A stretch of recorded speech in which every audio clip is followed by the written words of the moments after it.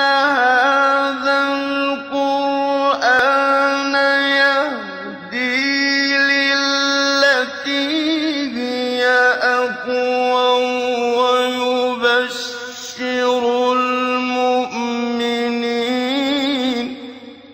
ويبشر المؤمنين الذين يعملون الصالحات أن لهم أجرا كبيرا. بسم الله الرحمن الرحيم. الحمد لله رب العالمين وبه نستعين وصلى الله وسلم على سيد الأنبياء والمرسلين وعلى آلہ واصحابہ اجمعین ومن تبعہم بإحسان الی یوم الدین، اما بعد۔ سلسلہ تفسیر کی یہ 75ویں نشست ہے جو آغاز اور ترتیب سے چل رہی ہے، اور سورۃ سبا کی 29ویں نشست ہے۔ اس نشست میں انشاءاللہ سورۃ سبا کی آیت نمبر 22 کی تفسیر کی جائے گی انشاءاللہ۔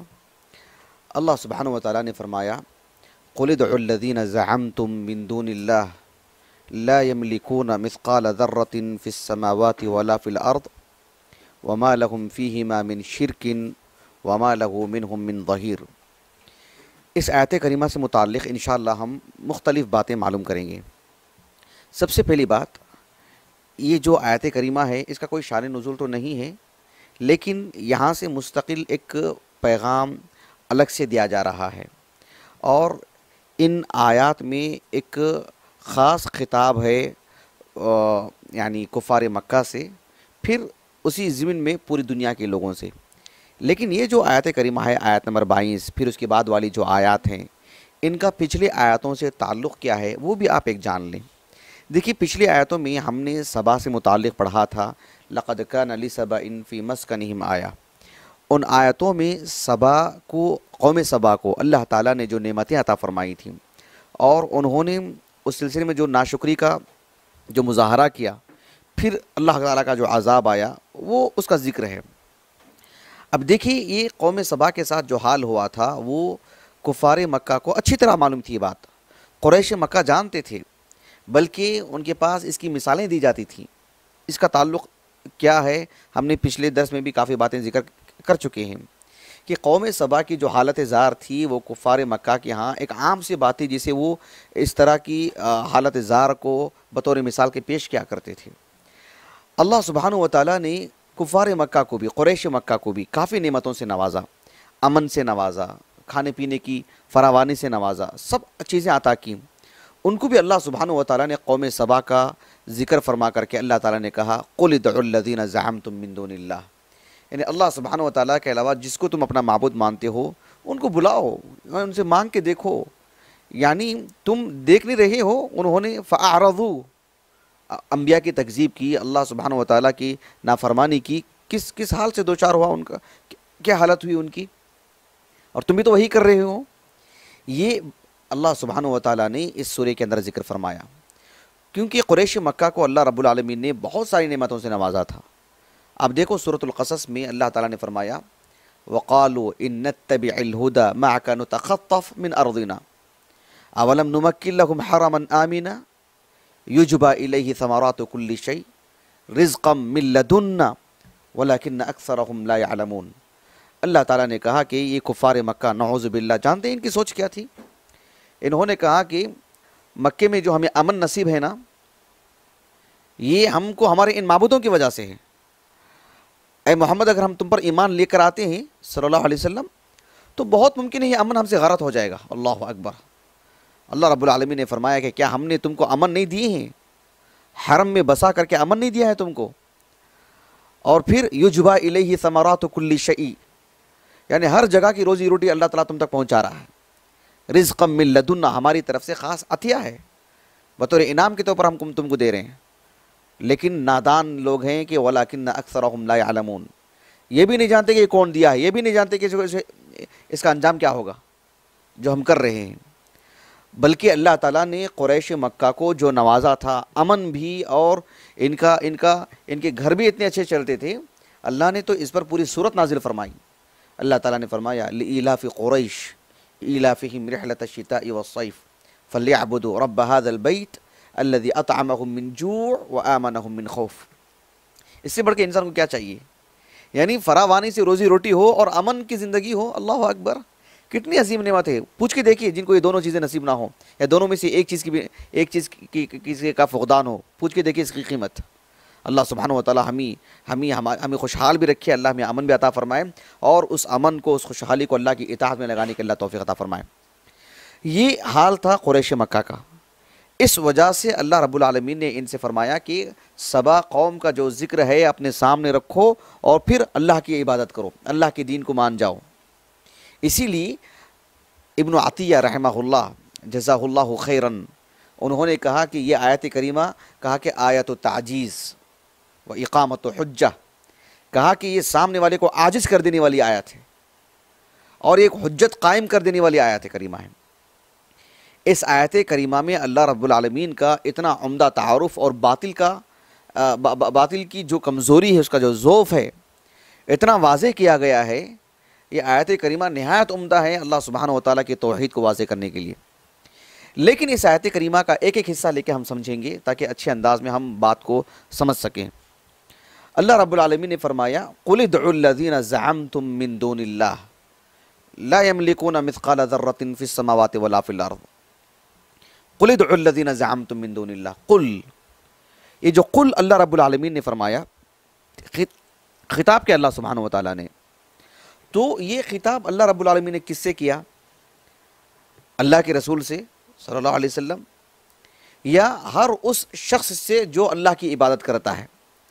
ہر اس شخص سے رب العالمین کا خطاب ہے جو اللہ سبحانہ و تعالیٰ پر ایمان لایا ہے، کہ تم اللہ پر ایمان لائے ہو نا، تو تم لوگوں کو جا کے یہ کہو جو غیر اللہ کی عبادت کر رہے ہیں، یا یہ رسول اللہ سے کہا گیا ہے صلی اللہ علیہ وسلم۔ تو اس کے عموم میں دونوں باتیں آتی ہیں، یہ اللہ کے رسول سے بھی خطاب ہے صلی اللہ علیہ وسلم۔ غور طلب بات کیا ہے، قرآن مجید میں قل کتنے مقامات پر ہیں؟ آپ ایک جائزہ لے کر دیکھ سکتے ہیں۔ لوگوں میں تو 4 قل بہت مشہور ہے۔ پورے قرآن کی اگر آپ بات کرتے ہیں تو کتنی آیتوں کا آغاز قل سے ہوا ہے، اور کتنی آیتوں کے وسط میں، درمیان میں اللہ تعالیٰ نے قل کہا ہے رسول اللہ سے کہنے کے لیے صلی اللہ علیہ وسلم۔ حالانکہ قرآن مجید کل کا کل اللہ کے رسول پر ہی نازل ہوا۔ ایک آدھ مرتبہ آغاز میں کہہ دیا گیا ہوتا کہ قل آپ کہہ دیں اور پوری بات کہی گئی ہوتی ہے، ایسی بھی ہو سکتا تھا نا؟ نہیں، اس کی کئی وجوہات ہیں، کئی اسباب ہیں۔ مطلب ایک بات یہ بھی ہے کہ رسول اللہ صلی اللہ علیہ وسلم کی نبوت کو بار بار اظہار کیا جا رہا ہے کہ آپ اللہ کے نبی ہیں، آپ اپنی جانب سے کوئی بات نہیں کہہ رہے ہیں، آپ ہماری طرف سے کہیے، آپ ہماری طرف سے کہیے۔ گویا کہ اس کے اندر ایک طرح کی تجدید ہے، ایک طرح سے رسول اللہ کو حوصلہ ہے صلی اللہ علیہ وسلم۔ اور قرآن مجید تورات اور انجیل کی طرح ایک بار کی نازل نہیں ہوا ہے، بلکہ یہ وقتاً فوقتاً، تو ہر ایک مرتبہ میں اللہ تعالیٰ نے جب یعنی نازل کیا ہے، ہر مرتبہ نہیں، جب اکثر مناسبتوں سے اللہ تعالیٰ نے کہا کہ قل آپ کہہ دیں لوگوں کو۔ یہ رسول اللہ سے بھی خطاب ہے صلی اللہ علیہ وسلم۔ یہ خطاب ہر اس مسلمان سے ہے، ہر اس مومن سے ہے، میرے اور آپ سے بھی ہے کہ اللہ تعالیٰ نے کہا کہ قل آپ اللہ پر ایمان لائے ہیں، آپ اللہ تعالیٰ کی عبادت کرتے ہیں، آپ اللہ کے دین کو سچا دین سمجھتے ہیں، تو آپ کا تقاضا یہ ہے کہ آپ بھی یہ بات کہیں، آپ کے ایمان کا تقاضا ہے، بحیثیت آپ کے مسلمان ہونے کا یہ تقاضا ہے کہ آپ بھی یہ بات کہیں۔ اس کو ایک قصے کے طور پر رسول اللہ سے کہنے کے لیے کہا گیا، اور آپ نے قریش مکہ سے کہا اللہ کے رسول نہیں ہیں دنیا کے اندر صلی اللہ علیہ وسلم۔ قریش مکہ میں سے وہ کفار بھی نہیں ہیں، ان میں سے جو مسلمان ہوئے صحابی بنے وہ بھی نہیں ہیں، ابرہے میں اور آپ۔ تو قرآن مجید پڑھیں گے تو کیا ایک قصہ پڑھتے رہیں گے، ایک کہانی کے طور پر پڑھتے رہیں گے؟ نہیں، فی الحال اللہ کی توفیق سے میں مسلمان ہوں، آپ مسلمان ہیں۔ ہم پر ضروری ہے کہ اب ہمارے سامنے جو کفار ہیں، ہمارے سامنے جو غیر مسلم ہیں، ہم ان سے یہی بات کہیں کہ قل، اللہ تعالیٰ نے گویا کہ ہم سے کہہ رہا ہے قل، یعنی اللہ رب العالمین نے ہم کو اس بات کی دعوت دے رہا ہے کہ ہم جا کر کے لوگوں کو یہ بات کہیں، یہ اسلوب کے ساتھ، اس اسلوب کی روشنی میں یہ باتیں پیش کریں کہ قل ادعوا الذین زعمتم من دون اللہ، یعنی تم بلاؤ، ادعوا الذین زعمتم من دون اللہ، یعنی اے لوگوں جو اللہ کو چھوڑ کر غیر اللہ کی عبادت کر رہے ہیں، تم اپنے معبودوں کو بلاؤ۔ یہاں پر جو اللہ سبحانہ و تعالیٰ نے دعا کا جو فعل استعمال فرمایا ہے، یعنی ادعو، تم بلاؤ، تم پکارو، تو یہاں دعا کس معنی میں ہے؟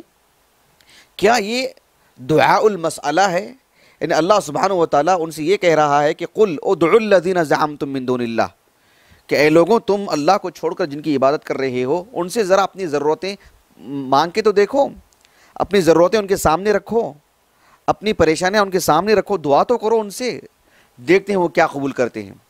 کیا یہ معنی ہے یہاں پر ادعوا الذین زعمتم من دون اللہ کہ تم بلاؤ، یا یہ معنی ہے کہ ادعو تم بلاؤ ان کو، حاضر کرو، یہاں پر تمہارے معبود ہے نا، ٹھیک ہے حاضر کرو ان کو تاکہ ہم دیکھیں کہ ان کے اندر کتنا دم ہے، کتنے وہ معبود ہونے کے کتنے لائق ہیں، کہ وہ معبود ہو سکتے ہیں، تاکہ ہم مناقشہ کریں، گفتگو کریں، بحث کریں ان سے، جدال کریں ان سے، علمی نقطہ نظر سے ہم بات کر سکیں کہ کیا تم واقعتاً معبود ہو، یہ بات ہے۔ تو یہ بھی دونوں اس کے اندر داخل ہیں، اس کی وسعت میں۔ تو اللہ رب العالمین نے فرمایا کہ قل ادعوا الذین زعمتم من دون اللہ، کہ اللہ سبحانہ و تعالیٰ کے علاوہ جن کو تم معبود سمجھ رہے ہو ان کو تم حاضر کرو، یا ٹھیک ہے تم خود جاؤ ان کے پاس اور ان کے سامنے تم اپنی ضرورتیں پیش کرو، مانگو ان سے، کیا ان میں اتنا دم خم ہے کہ تو وہ تمہاری ضرورتیں پوری کر سکے؟ یہ آیت و تعجیز ہے، سامنے والے کی حیثیت اور اوقات بتلانے والی آیت ہے۔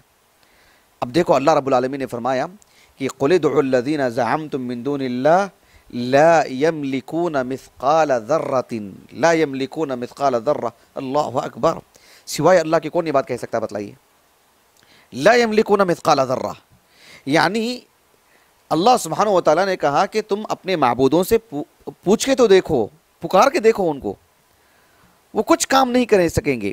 کیوں؟ اس لیے کہ ایک معبود ہونے کے لیے جو اسباب ہونے چاہیے، یعنی مدد کرنے کے لیے، کسی کو نفع پہنچانے کے لیے جو اسباب ہونے چاہیے وہ 4 بڑے بڑے اسباب ہو سکتے ہیں، وہ چاروں منتفی ہیں، وہ چاروں سے آ رہی ہیں۔ یہ ایک کیا چیز ہو سکتی ہے؟ لا یملکون مثقال ذرہ، پوری کائنات کی ملکیت انہی کی ہو جو نفع پہنچانا چاہیں، اور تمہارے معبود میں وہ چیز نہیں ہے۔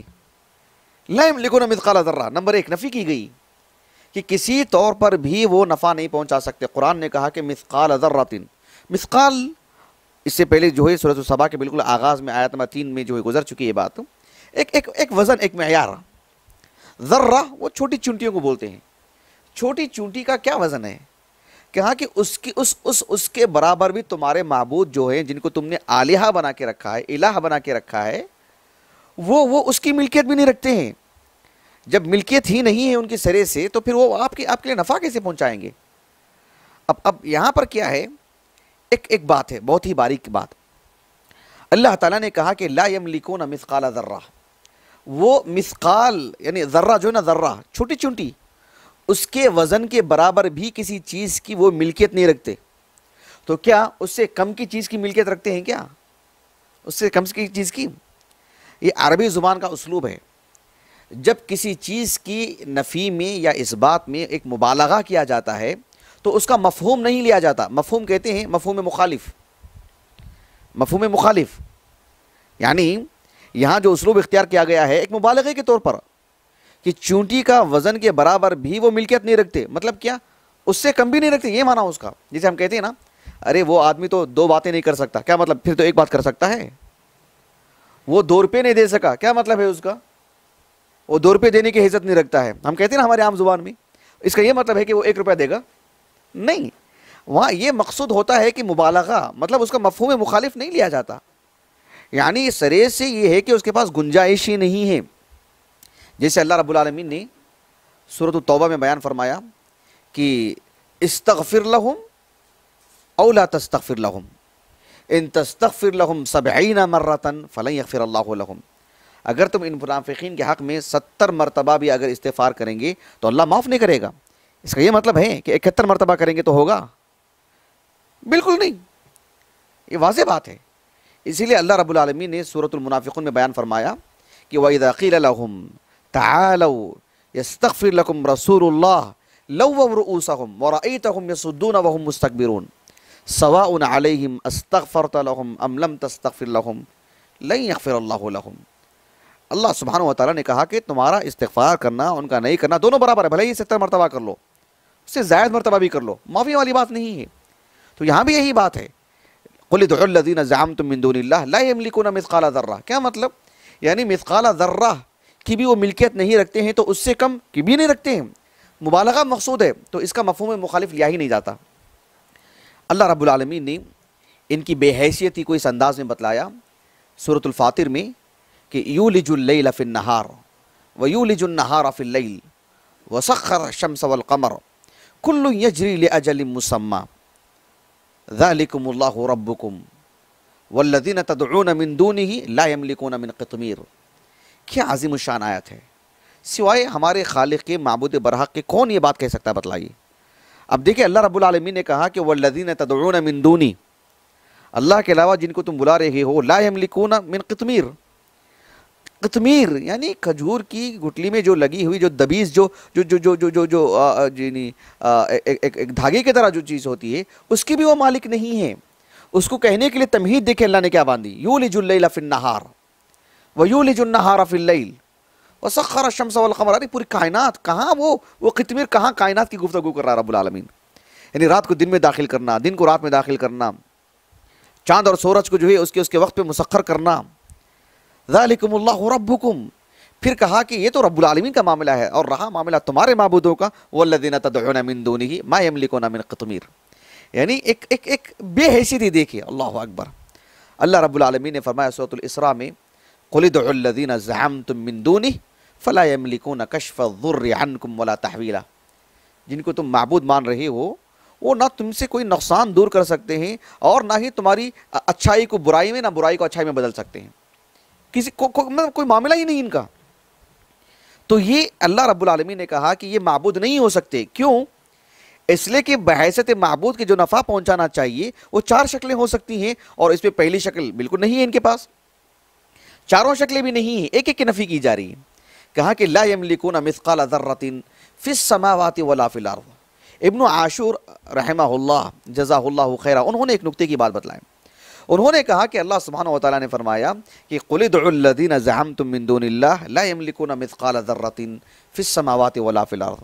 آسمانوں اور زمین کی خبر دے کر کے جو نفی کی گئی ہے، یہ بتلانے کے لیے کہ انسانوں میں سے کچھ ایسے ہیں جو ملائکہ کو معبود مانتے ہیں، ملائکہ کی ایک عجیب سی قوت کو تسلیم کرتے ہیں جو آسمانوں میں رہتے ہیں، اور پھر چاند اور ستارے اور جو ہے ستاروں کو اپنا معبود مانتے ہیں، سورج کو اپنا معبود مانتے ہیں۔ تو اللہ رب العالمین نے کہا کہ فی السماوات ولا فی الارض، آسمانوں میں جو بھی ہیں، فرشتے ہوں، آسمان یعنی چاند ستارے ہوں، سورج ہوں، جن کو بھی آپ معبود مانتے ہو، مطلب کسی طرح کی کوئی بات نہیں، سب کی نفی کر دی گئی۔ اور دنیا کے اندر زمین پر جو اصنام، جو بت وغیرہ بنا کے رکھے گئے، سب کی بھی نفی کی گئی ہے۔ یہ انہوں نے ایک نکتے کی بات کہی ہے۔ تو بہرحال اللہ رب العالمین نے فرمایا قل ادعوا الذین زعمتم من دون اللہ لا یملکون مثقال ذرۃ فی السماوات ولا فی الارض۔ ایک تو یہ نفی کی گئی ہے کہ وہ کسی طور پر بھی ملکیت ہی نہیں رکھتے ہیں، اصلاً استقلالاً مستقل طور پر یہ ان کی ملکیت ہے ہی نہیں، تو پھر وہ معبود کیسے ہوئے وہ؟ اچھا ٹھیک ہے، رب العالمین نے فرمایا وما لہم فیہما من شرک، اللہ رب العالمین کی ملکیت میں ان کی شراکت ہے کیا؟ نصف والی بات ہے کیا؟ وہ ساجھیدار ہیں کیا وہ؟ تاکہ جو ہے ایک پارٹنر کے طور پر کہیں کہ بھئی یہ ہمارا ہے، ہمارا حصہ تو ہم کم از کم کریں گے۔ کہا کہ ایسی بات بھی نہیں ہے۔ وما لہم فیہما من شرک وما لہ منہم من ظہیر، اور اللہ سبحانہ وتعالیٰ کے لیے یہ ایک مددگار کے طور پر بھی نہیں، معین، یہ ظہیر بھی نہیں ہے کہ اللہ سبحانہ وتعالیٰ کے لیے کسی کام میں، کچھ مشکل کام میں، یا جو ہے اس میں ہاتھ بٹانے کے لیے بس ایک معاون کے طور پر بھی ہو، اس کے لیے کرتے ہوں، بحیثیت معاون ہونے کے ان کا بھی کوئی رول ہو۔ کہا کہ وہ بھی، اس کی بھی نفی کر دی گئی، یعنی اتنی بے حیثیتی۔ ظہیر کے معنی آتی معین کے، مددگار، جیسے اللہ رب العالمین نے فرمایا سورۃ الاسراء میں قل لئن اجتمعت الانس والجن على ان یأتوا بمثل هذا القرآن لا یأتون بمثلہ ولو کان بعضهم لبعض ظہیرا۔ وہ ایک دوسرے کے مددگار بھی بن جائیں، انسانوں کے، جن کے، اور انسان جن آپس میں مل کے بھی اس جیسا کلام لائیں، آج کے لیے بھی یہی بات ہے، وہ کچھ نہیں کر سکتے۔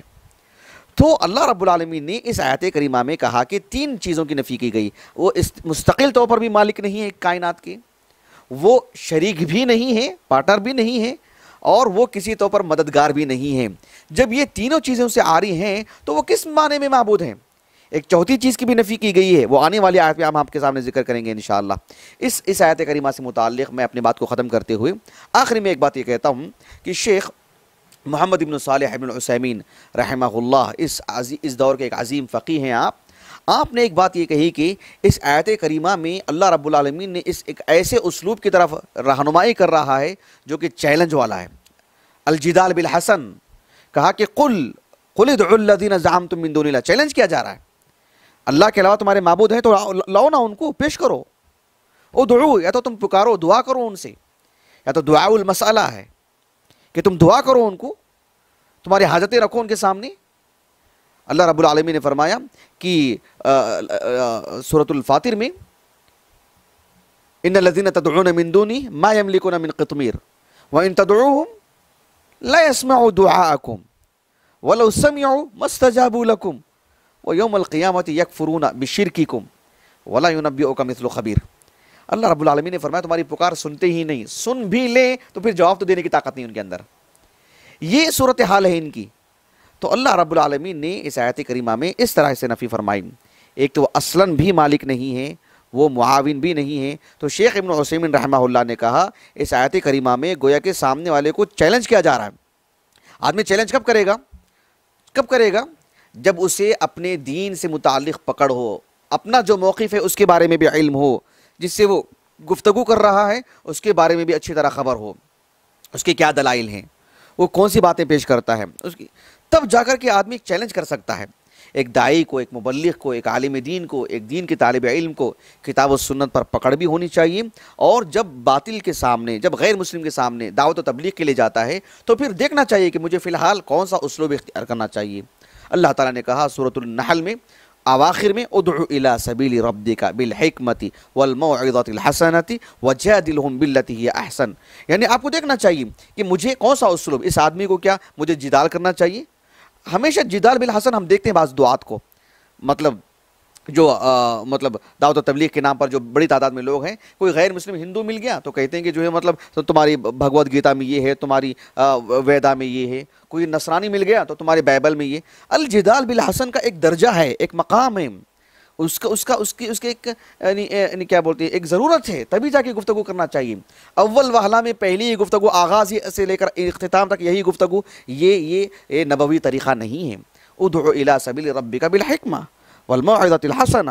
پھر ضرورت کبھی پڑتی ہے وجادلہم باللتی ہی احسن. وہ کس سے کریں گے آپ جدال بالحسن؟ وہ اس جیسا مدعو چاہیے، اس جیسا شخص چاہیے تبھی. تو یہاں پر رب العالمین نے یہ جو اسلوب اختیار فرمایا ہے، یہ ایک اسلوب ہے الجدال بالحسن. وہ ایک ضرورت ہے، ایک شخص کے لیے، اشخاص کے لیے، ملنے والے ہر فرد سے ایک ہی طرح کا خطاب. یہ گویا کہ مطلب نقص ہے اور جو ہے کم علمی اور نادانی اور بصیرت سے محرومی کا جو ہے ایک طرح ثبوت ہے. یہ اللہ تعالیٰ سے دعا ہے کہ اللہ تعالیٰ ہمیں قرآن مجید کو پڑھنے اور اس کی باریکیوں سے واقف ہونے، آپ علیہ السلام کی سیرت کو پڑھنے اور اسے اپنی زندگی میں ڈھالنے کی اللہ ہمیں سعادت نصیب فرمائے. اور اس آیت کریمہ میں ہم کو جو اللہ تعالیٰ نے خطاب فرمایا ہے کہ غیر مسلمین تک جو دعوت و تبلیغ کرنے کے سلسلے میں اللہ اس ذمہ داری کو نبھانے کی سعادت نصیب فرمائے. اور اس نشست کو اللہ سبحانہ و تعالیٰ ہمارے اساتذہ، ہمارے والدین اور ہمارے کل معاونین، مشاہدین، میرے اہل خانہ اور ہمارے اپنے حسنات میں اللہ تعالیٰ اس کو شمار فرمائے، ہمارے لیے ذخیرِ آخرت بنائے. آمین. سبحانک اللہم و بحمدک، اشہدو ان لا الہ الا انت، استغفرک و اتوب الیک.